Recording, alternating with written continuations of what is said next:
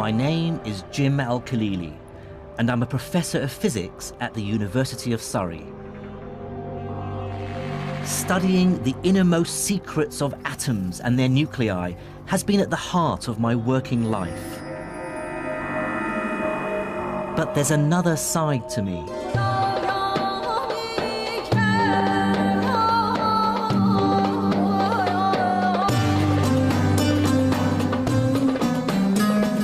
I was born and grew up in Baghdad to an English mother and Iraqi father, but left Iraq with my family in the late 70s when Saddam Hussein came to power. By then, science was already my great passion in life, and as I studied it further, I saw myself fully part of the Western tradition, inspired by names like Newton and Einstein. But buried away was this nagging feeling that I was ignoring part of my own scientific heritage.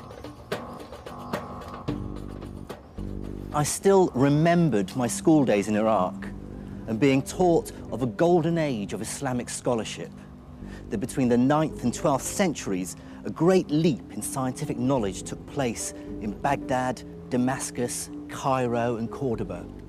So I want to unearth this buried history, to discover its great figures and to assess exactly what their contribution to science really was.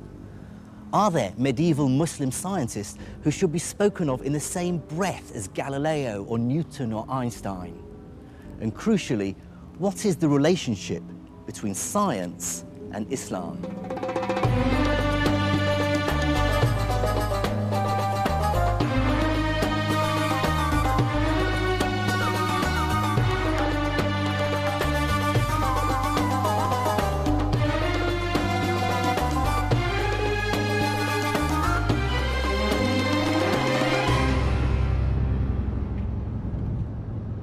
My journey into the science of the medieval Islamic world will take me through Syria, Iran, and North Africa.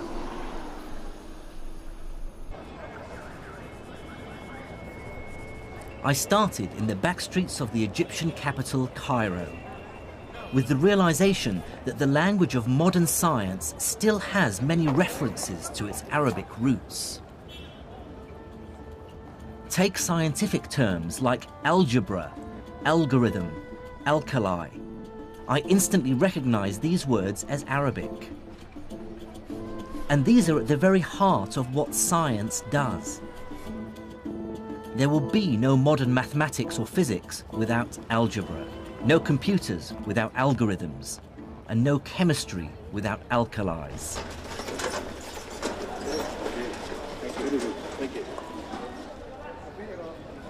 Surprisingly few people in the West today, even scientists, are aware of this medieval Islamic legacy.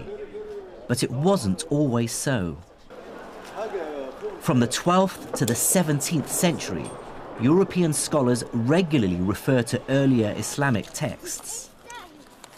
I have here copies of some pages of the book Liber Abaci by the great Italian mathematician Leonardo Pisano, otherwise known as Fibonacci.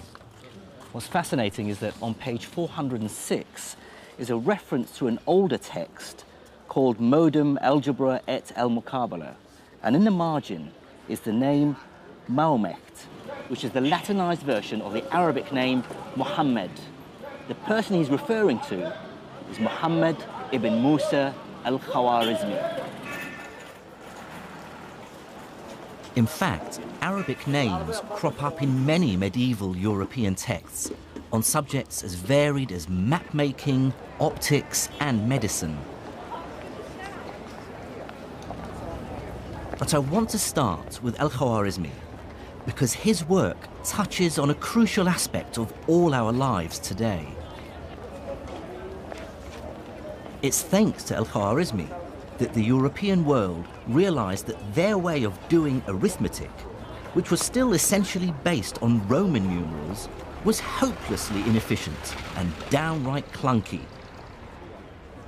If I ask you to multiply 123 by 11, you may even be able to do it in your head. The answer is 1,353. but try doing it with Roman numerals. You'd have to multiply CXXIII by XI. It can be done, but trust me, it's not fun.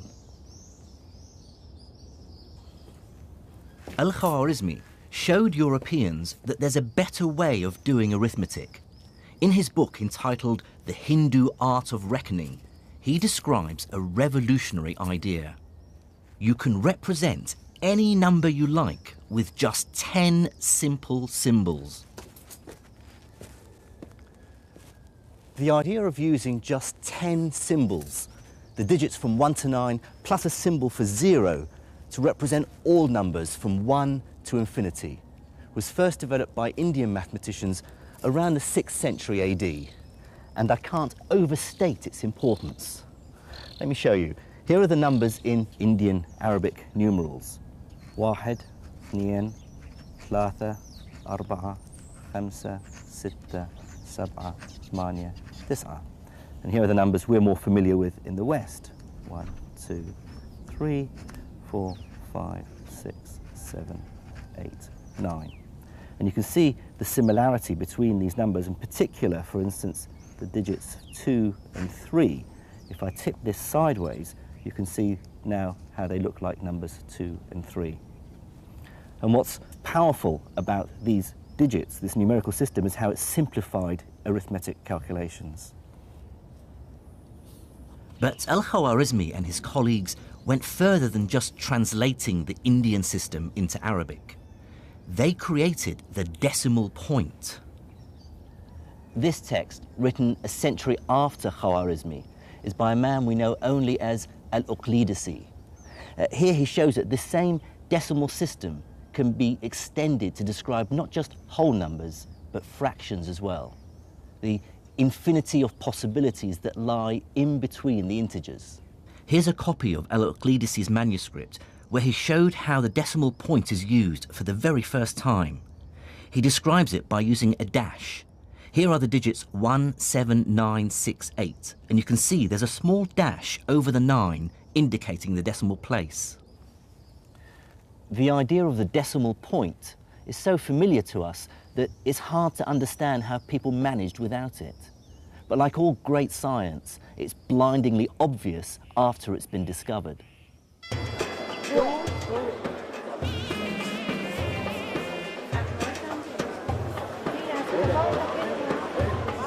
The story of numbers and the decimal point hints that even over 1,000 years ago, science was becoming much more global.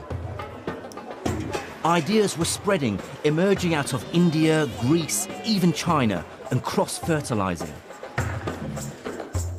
And looking on a map that shows where people lived 1,000 years ago gave me my first insight into why medieval Islam would play such an important role in the development of science. Now look at which city lies at the center of the known world, a place where the widest range of peoples and ideas were bound to collide. It's the city where I was born, the capital of the Islamic Empire, Baghdad.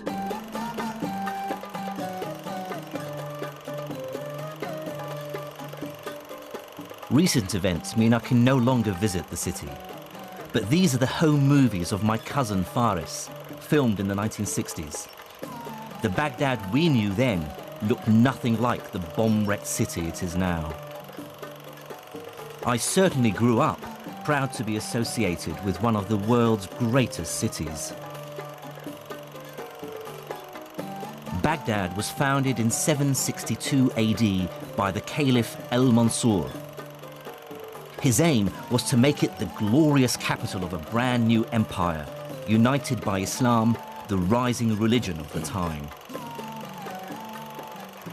The Abbasid caliphs had claimed their right to rule by declaring that they were directly related to the Prophet Muhammad, who had founded the new religion over 100 years earlier.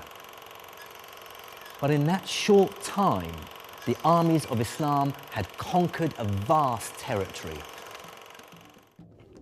Starting in a small area around Medina, they moved rapidly out of the Arabian Peninsula and within a few decades had taken control of the Levant, North Africa, Spain and Persia. I think one must bear in mind that this is an era in which people actually believed in God, and the dramatic successes of the Arabs as they poured out of Arabia was such that a lot of people did sort of observe and say they must have God on their side, this must be the true God. Some people did convert, or if they didn't convert, they did submit to Arab-Muslim political control for that reason. By the early 8th century, Islamic caliphs ruled a vast territory. And like most successful emperors, from Caesar to Napoleon, they understood that political power and scientific know-how go hand in hand.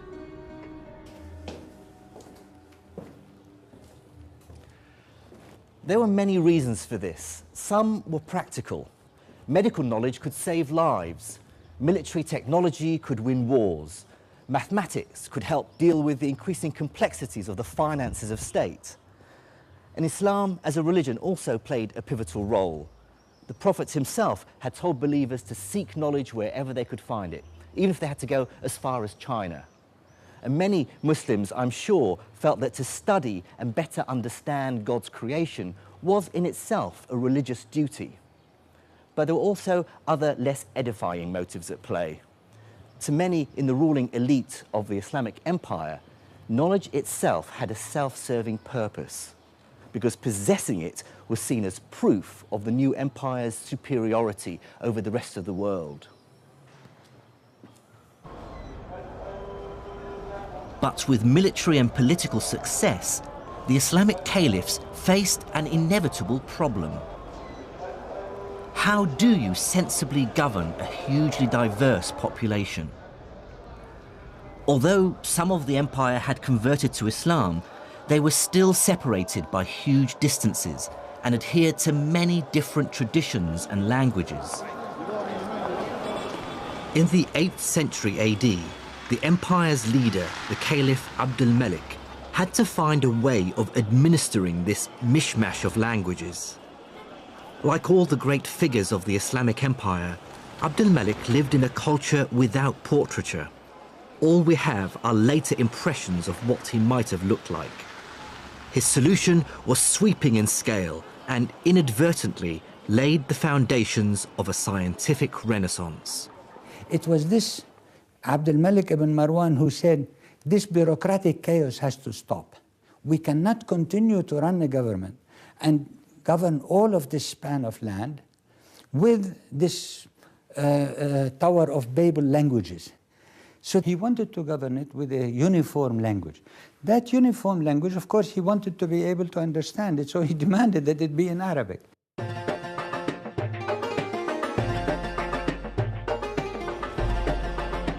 The choice of Arabic as the common language of the empire went beyond administrative convenience.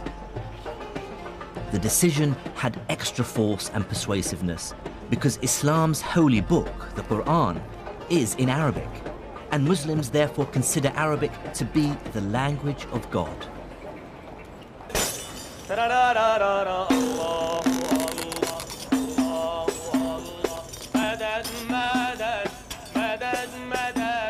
The words of the Quran are so sacred that its text hasn't changed in over 1,400 years.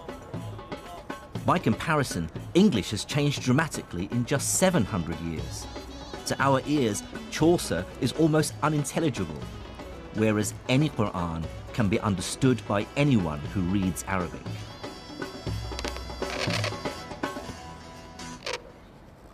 Making copies of the Quran has always been a specialized and highly respected job since the foundation of Islam. Calligraphy expert Naif Scarf, who lives in the Syrian capital Damascus, writes for mosques and in madrasas all over the country.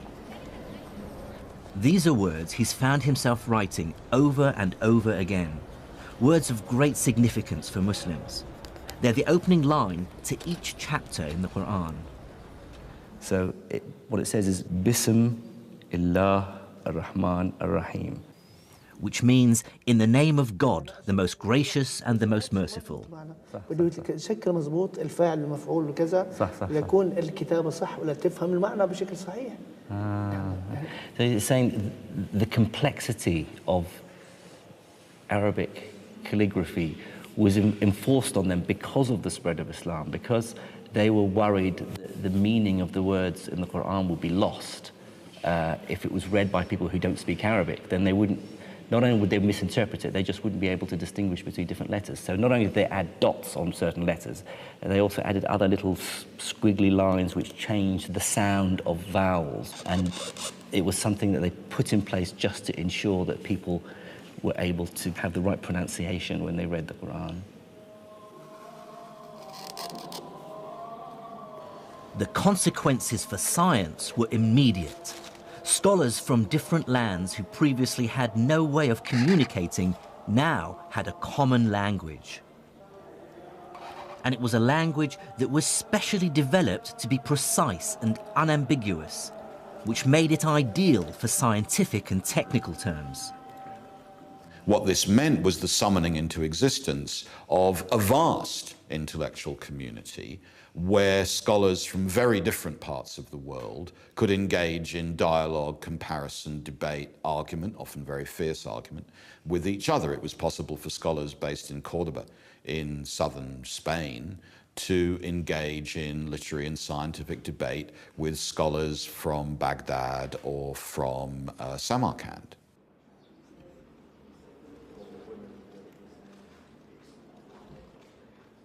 But I can tell you that scholars aren't motivated by the love of knowledge alone. There's nothing like a large hunk of cash to focus the mind.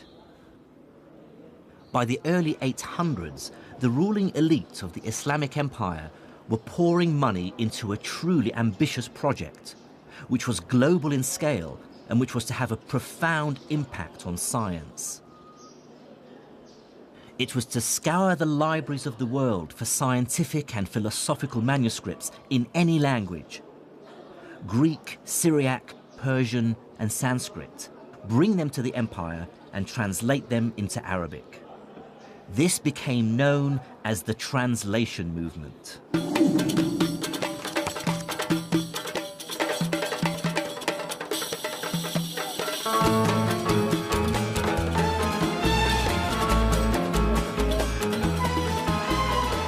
The effort scholars put into finding ancient texts was astonishing.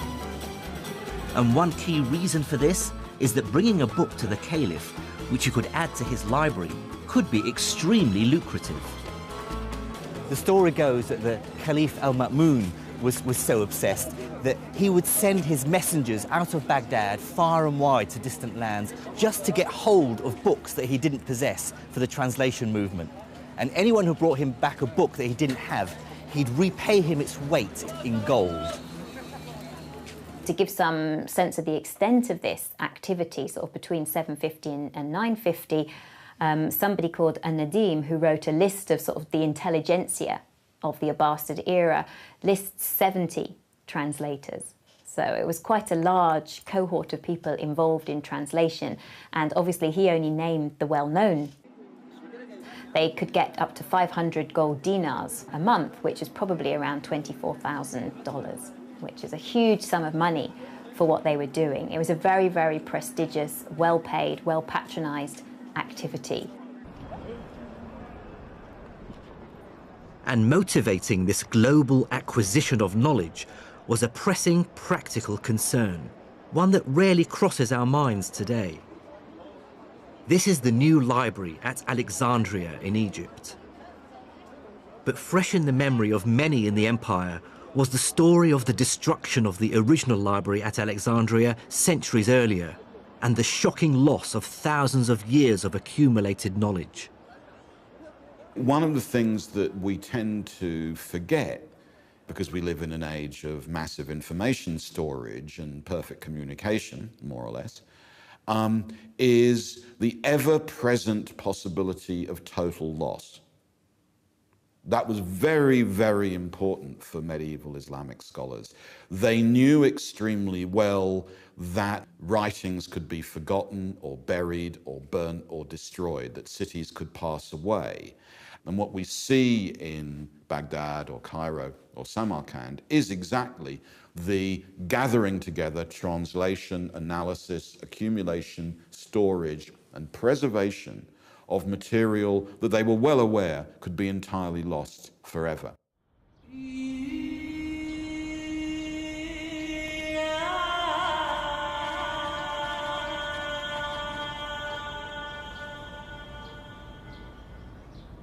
And if there was one branch of knowledge that everyone, from the mighty caliph to the humble trader, wanted to preserve and enhance, it was medicine.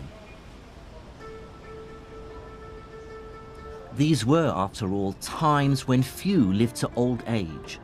Writings from the time remind us that what we might consider a relatively minor infection today could be a death sentence. Religious teachings, then, were not just a source of comfort. They were a constant reminder that we should never give up. In the Hadith, which is the collected sayings of the Prophet Muhammad, it says, "Ma anzala Allahu da'an illa wa anzala lahu dawa'an," which means that God did not send down a disease without also sending down its cure. It's statements like this that lead Muslims, even today, to believe that cures for all diseases are out there somewhere, and that we need to search to find them. To assess how this optimism actually affected Islamic medicine, I met up with Dr. Peter Porman in the Syrian capital Damascus. He's a leading expert on Islamic medicine who spends much of his time researching here in the Middle East. What people don't realize is that the history of Islamic medicine is really the history of our medicine, because our medicine, the university medicine we used until the 19th century, it was based to a large extent on all this work of these Islamic physicians. Islamic medicine built extensively on the foundations laid by the ancient Greeks. The most highly prized and among the first to be translated into Arabic were the medical manuscripts of the 3rd century Greek physician Galen. Galen believed that a healthy body was one in balance, a balance of 4 types of fluids called humours, which circulate through the body, and any one of which, if out of balance, would cause illness and a change of temperament.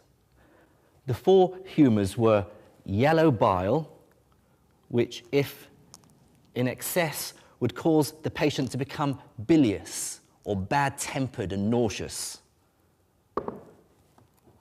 Blood, too much of which would cause the patient to become sanguine or cheerful and flushed.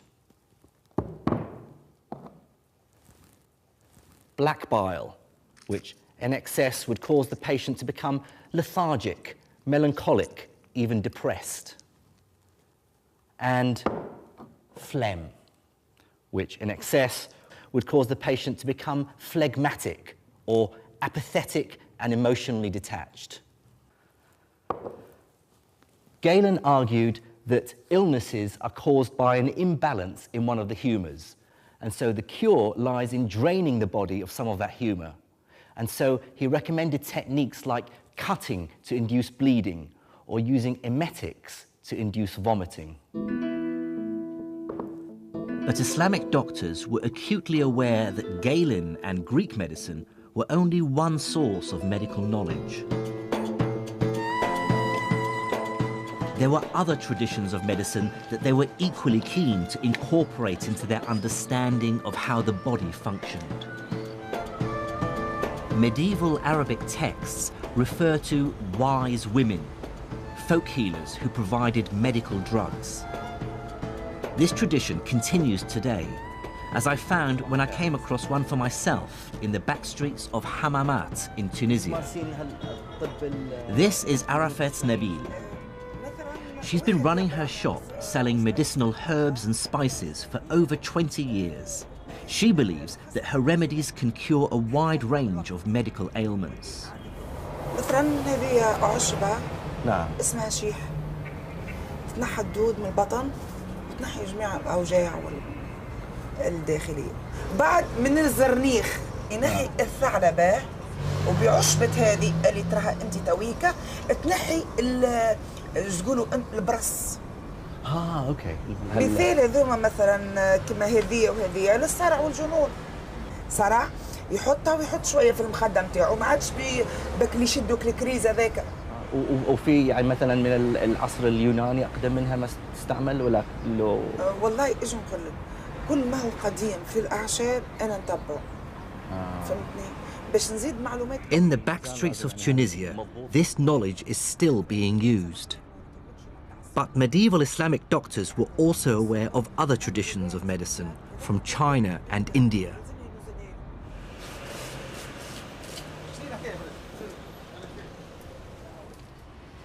And yet another tradition of medical guidance came from within Islam itself and takes some of its ideas from the Quran and some from the collected sayings of the Prophet, the Hadith.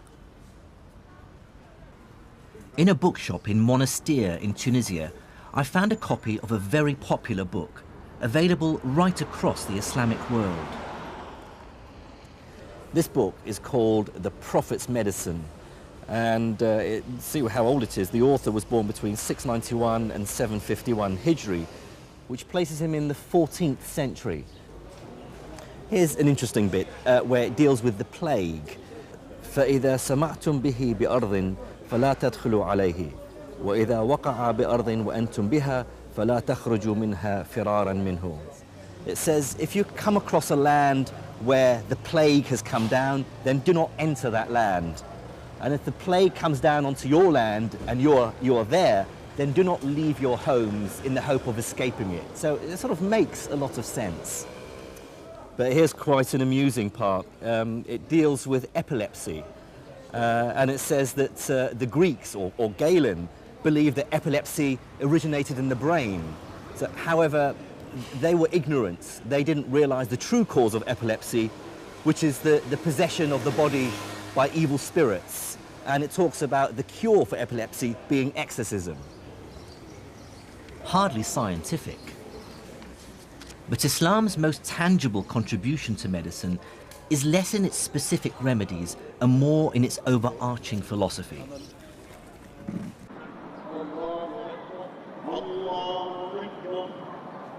It is, after all, a religion whose central idea is that we should feel compassion for our fellow humans.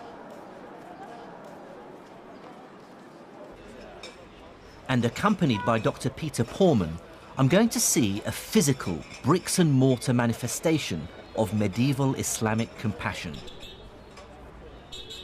This is the Nur al-Din Hospital, the leading hospital of the Islamic Empire, built here in Damascus and now a museum.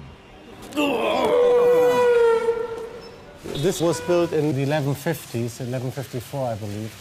One of the ideas which are stipulated in Islam is the idea to be charitable. And yes, charity... zakah, yes. Exactly, and it's an obligation to give alms and stuff like that. Yeah. And so if you're a ruler or if you have a lot of money, what you could do is obviously... You could really be charitable. Charitable and set up like a nice hospital like this one. Okay. And within the hospital, Islam actively encouraged a high degree of religious tolerance, something we take for granted in modern secular society. The hospital was open to all communities, so you would have Christians, you would have Jews, Muslims obviously, maybe other denominations, both as patients and also as practitioners. Like a Christian studies with a Muslim says my best student was a Jew, and so the medicine which was practiced here transcended religion. I mean, typically, how many physicians would there be? Well, it depends. Well, like for certain hospitals, we hear figures of like 24 or 28 physicians. Yes, the physicians would do the rounds in the mornings, you see, do their prescriptions that's the and sort of stuff thing like that. Hasn't changed over the ages, yeah. As a result of the translation movement, those physicians now became aware of the latest remedies from as far away as India and China. And as the new drugs filtered in from the rest of the world, hospitals started to set up a new kind of facility within their walls, the pharmacy.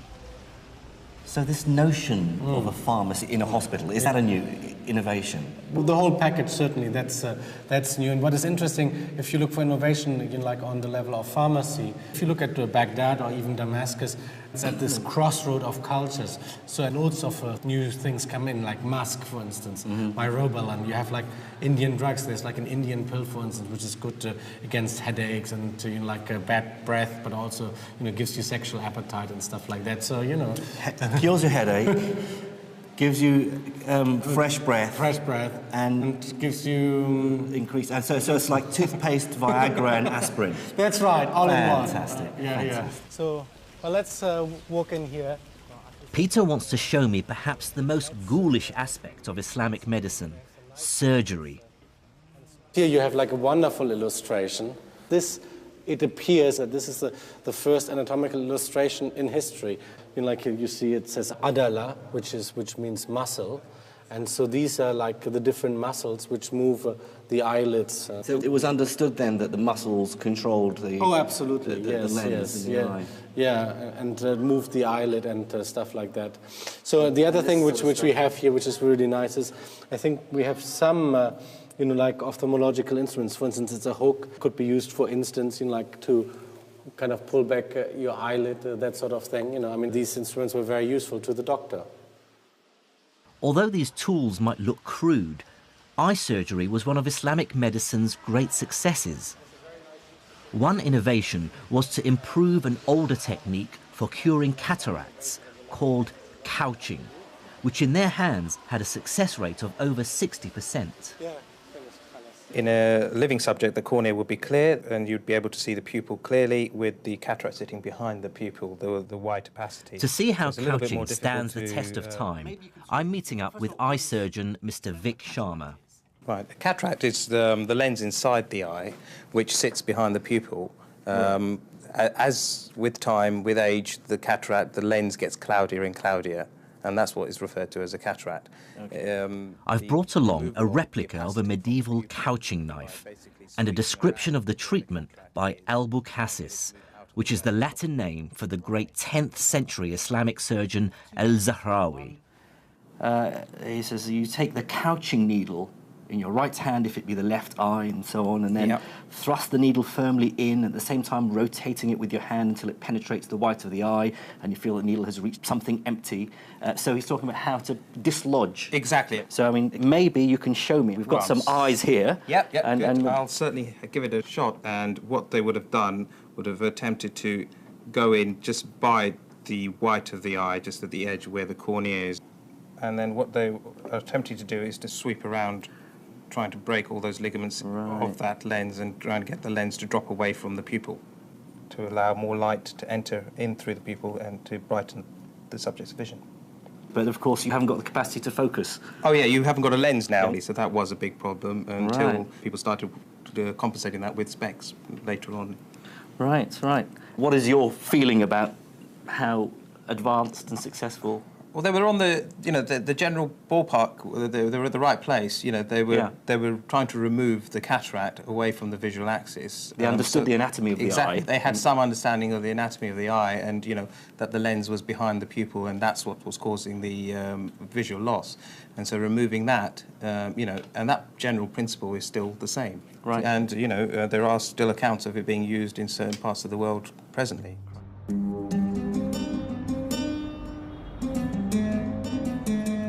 Looking back at medieval Islamic medicine with modern scientific eyes is frustrating.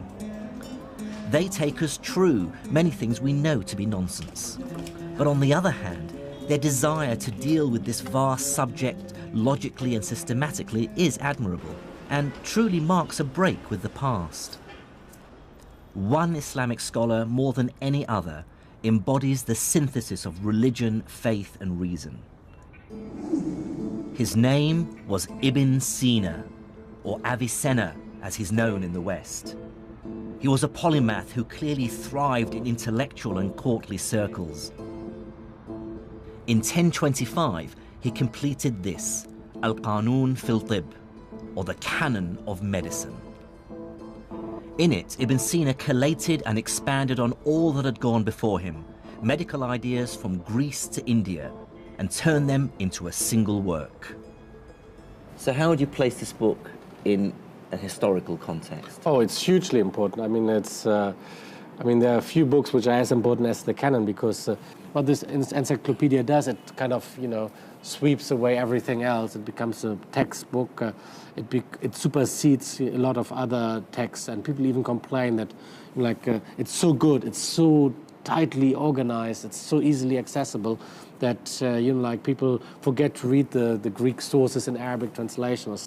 This whole first book, this is the first book, contains what we call the kulliyat, the general principles. So it's all about how the human body works, how diseases work in general. The second book contains diseases, what we sometimes call from tip to toe, like from tip to toe. So he starts with the diseases of the head, and then he moves down, like the eyes, the ears, the nose, the mouth, and normally they end up at the sexual organs, you see. At first sight, the sheer ambition of the 3 volumes is hugely impressive. Here's an attempt at diagnosis and cure for diseases as diverse as depression, meningitis, and smallpox. And there's even detailed chapters on more common problems. So, for instance, here you have headaches. So different kinds of headaches. في العلاج الصداع الحادث عن الروائح الطيبة. So headaches caused by pleasant, fragrant smells. And then he's also got الحادث من الخمار, so hangovers. Different kinds of treatment. You can get headache from sex. Is that right? Well, hasn't happened to me yet, but let's see. So, the treatment of headache caused by sex. ويجب لمن يعتريه ذلك عقب الجماع وبامتلاء أن يبدأ بالفast. So if somebody has or is befallen by, suffers from a headache after sex, and he also has a repletion, so he has too many superfluities or something like that, so يجب أن يبدأ بالفast. One has to first resort to venesection or bloodletting. ثم بالإسهال, and then you should use purging. إن وجب كل واحد منهما. For both of them, bloodletting and purging are necessary. A lot of the stuff in here sounds like nonsense, of course, because this is not modern medicine. No, it's not. So how long was this taken seriously?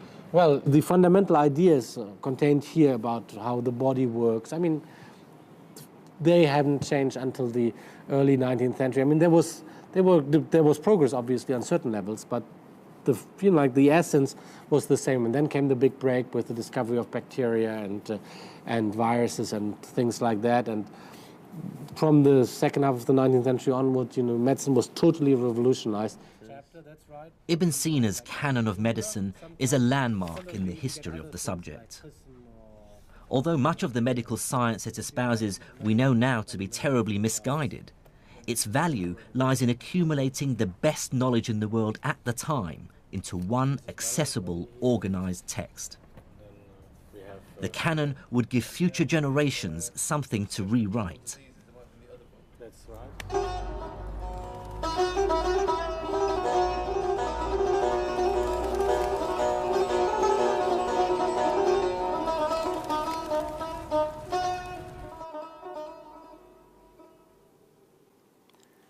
Cataloguing the world's medical knowledge has clear and obvious benefits. But the Islamic Empire's obsession to uncover the knowledge of the ancients went beyond practical matters like medicine. Many, like the Caliph al-Ma'mun, believed that the people of antiquity possessed dark, even magical powers. And what's more, new evidence is coming to light to show just how hard Islamic scientists worked to rediscover them.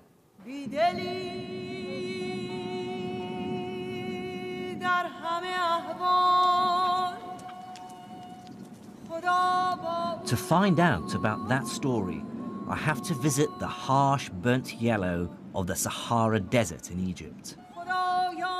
There I am to meet an academic who wants to show me how the translation movement took the Arabs to Egypt on a quest to break a code, which they thought hid the secret of the dark art of alchemy.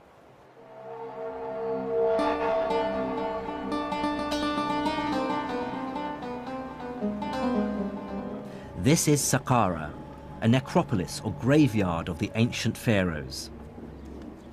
Over a 10-acre site, it's a collection of burial chambers and step pyramids that were built in the 3rd millennium before Christ. These are said to be among the oldest stone buildings in the world. Mind the step here? Archaeologist Dr. Okasha Al-Dali is my guide. He was about to reveal the most astonishing story of my journey so far. Oh, look at that. Like most people, I believed that Egyptian hieroglyphs had remained completely undeciphered until the 19th century. Then came the chance discovery of the famous Rosetta Stone. This stone had the same inscription written in both hieroglyphs and Greek. It provided the crucial clues which British and French scholars used to decipher the writings of ancient Egypt.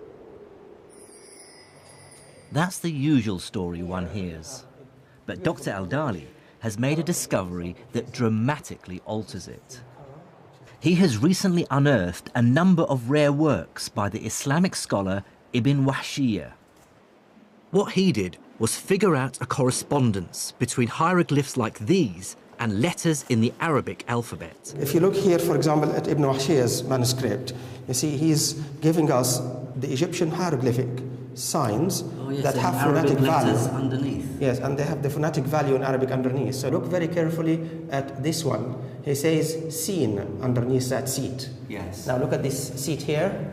That is S. That seat in Egyptian hieroglyphic is used for the sign S, seen, which is what you see here, seen. That is the name of the god Osiris. Osiris. Oh, with an S. That's the seen. Yeah. This is the letter H. This one here. This is the heart. The water wave Right. is the letter N, or noon in Arabic. T and the letter F. These are all letters. These are all letters. But then he realized. But how did he decipher the hieroglyphs? The one good thing about the early Arab scholars was their ability to link ancient Egyptian language, we call hieroglyphic, to link it with their own contemporary Coptic. They realized that Coptic is nothing but the later stage of ancient Egyptian language. And they realized this because the translation movement had literally placed hundreds of Coptic texts into their hands. The scholars could now see a direct link between hieroglyphs and Arabic. What fraction of these symbols would have been correctly deciphered? They got about 14 letters. They cracked more than half of the Egyptian hieroglyphic correctly. So that was a remarkable achievement for people in the 9th century, 10th century.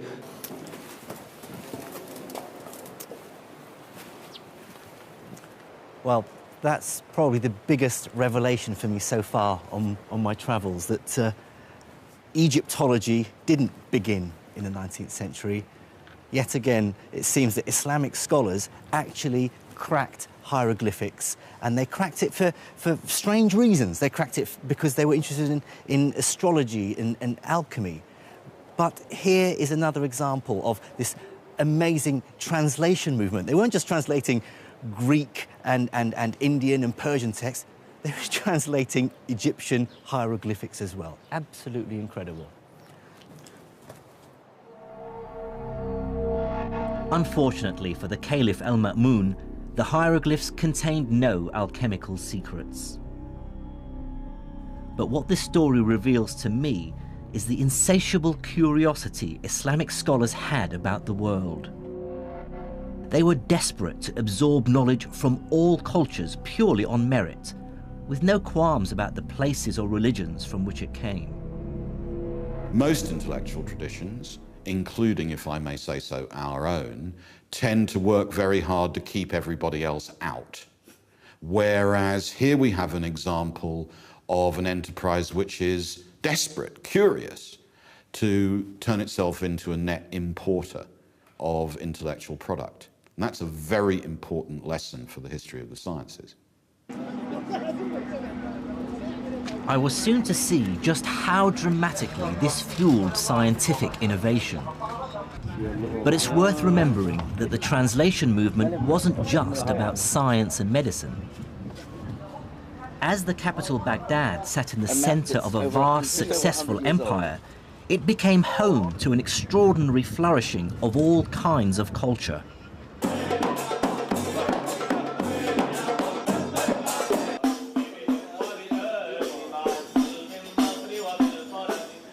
For this is the time described by 1001 Nights, of great and generous caliphs, magic carpets, great journeys, but also ambitious buildings, music, dance, storytellers and the arts.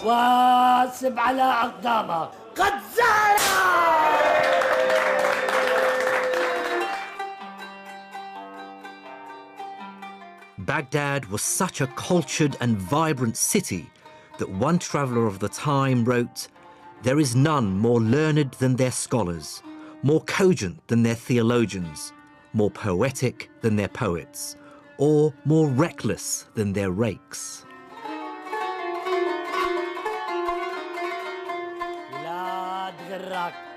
It really must have felt like Baghdad and the Arabic Empire were the world leaders in civilization and culture. To be part of that city's growing intellectual elite must have been as exciting as it gets. It was a new Muslim city. It only started to be built in 756. So it has that sort of sense of almost being on a frontier, of being something new, of being something different. It was full of courtiers, it was full of sort of nouveau riche individuals who were trying to make their way at the Abbasid court. And it is the sort of a place, if you like, where innovation is valued and appreciated. At the heart of the city's intellectual life was a system called the Majlis. Now, the word Majlis could probably best be translated as salon or talking house. In 9th century Baghdad, what this meant was that the city's elite, the caliph, his courtiers, generals, and the aristocracy, would hold regular meetings, you might call them seminars or discussions, during which the city's cleverest men, the philosophers, theologians, astronomers, and logicians, would gather to discuss and debate their ideas.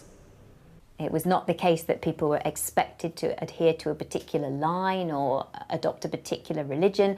They were allowed to express their own sentiments and their own views very freely. The point was that they should do so in elegant Arabic and a good logical reasoning. The effect of the Majlis was to create a heady mix of money and brains, with the best minds in the empire swapping ideas while simultaneously engaged in fierce competition for patronage.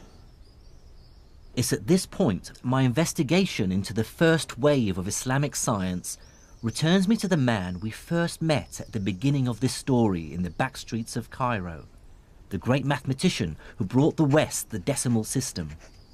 Out of the very heart of this intellectual whirlwind came Al-Khwarizmi, mathematician, astronomer, courtier, and favourite of the Caliph al-Ma'mun, who was a product of his age, an emigre from eastern Persia into Baghdad, surrounded by books, well-versed in learning from Greece, Persia, India, and China, and fearless in his thinking.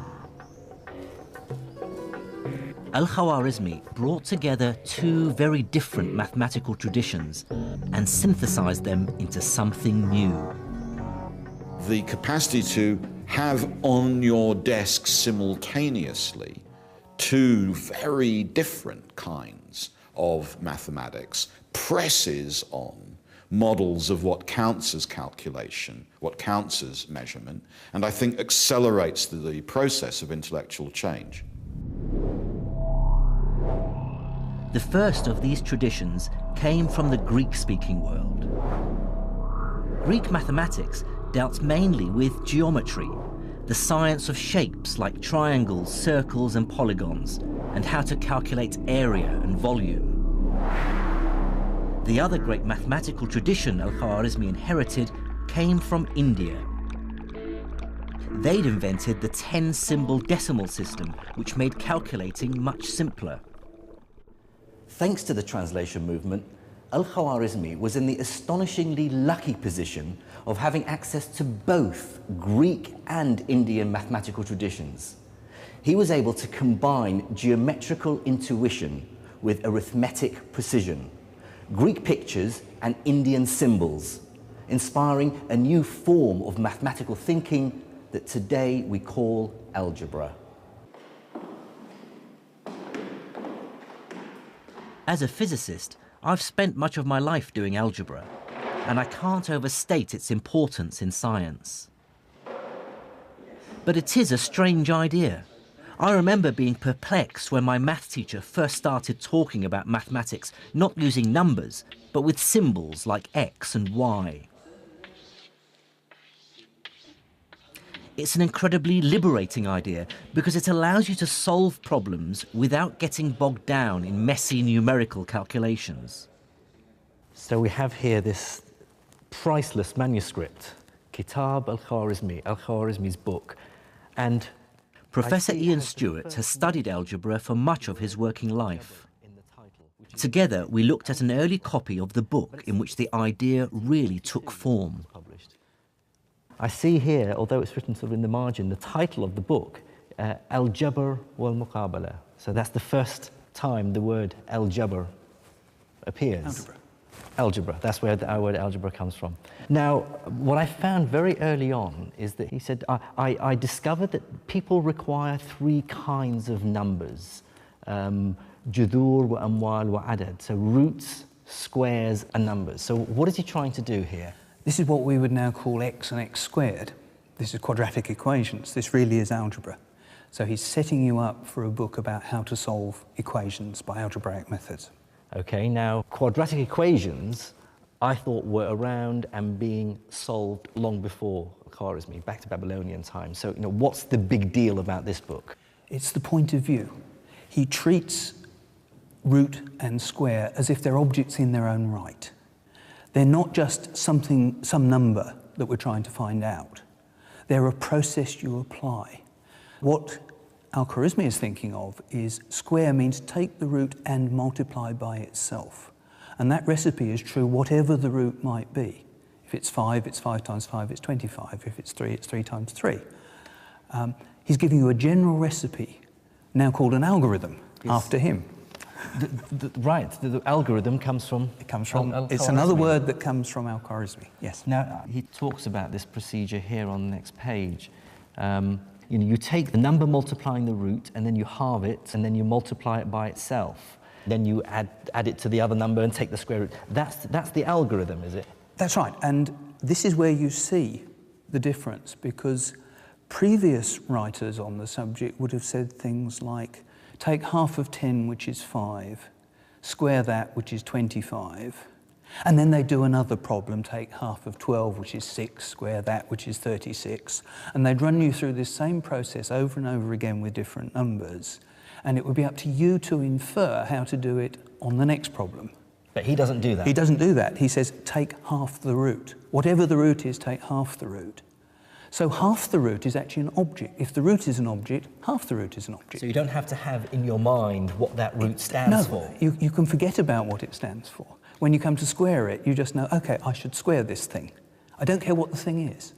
So you abandon temporarily this link with specific numbers, manipulate the new objects according to the rules that his book is explaining, and then the numbers that these objects represent in your particular problem will miraculously appear at the end, and you'll end up with x equals 3, or whatever it is. So how revolutionary do you regard Al-Khwarizmi's work?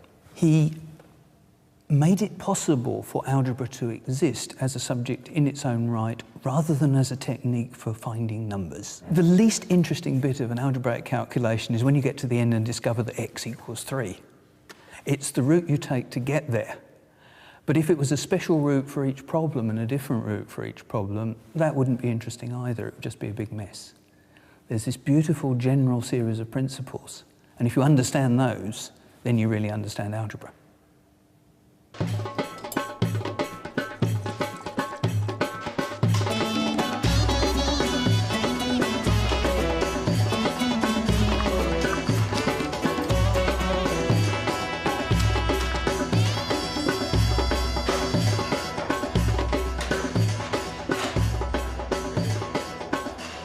what is the true global importance of algebra?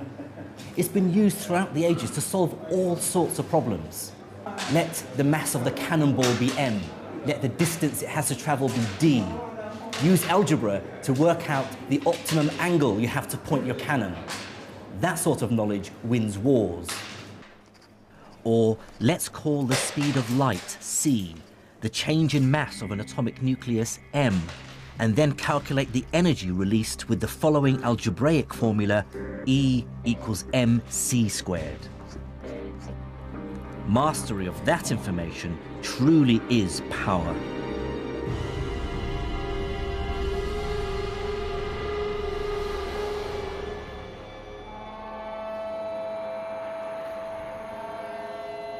Algebra has helped create the modern world. Our science is unimaginable without it.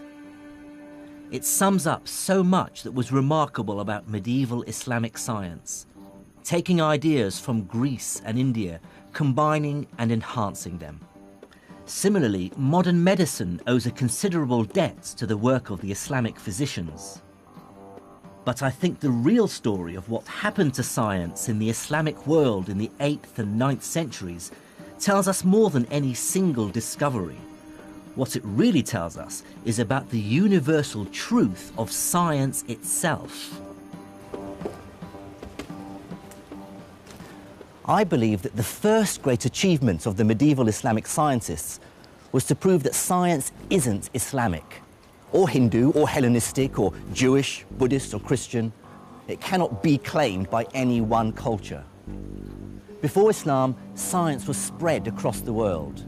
But the scholars of medieval Islam pieced together this giant scientific jigsaw by absorbing knowledge that had originated from far beyond their own empire's borders.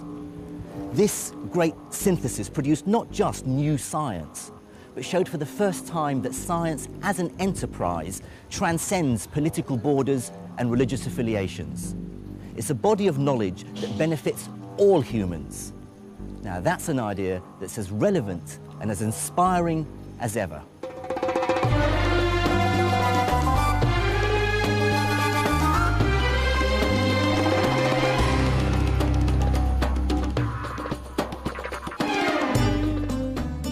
In the next episode, I investigate how one of the most important ideas in the world arose in the Islamic Empire.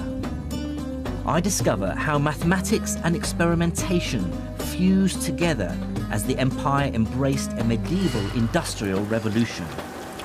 And in Cairo, I find out how these ideas led directly to today's world of science and technology.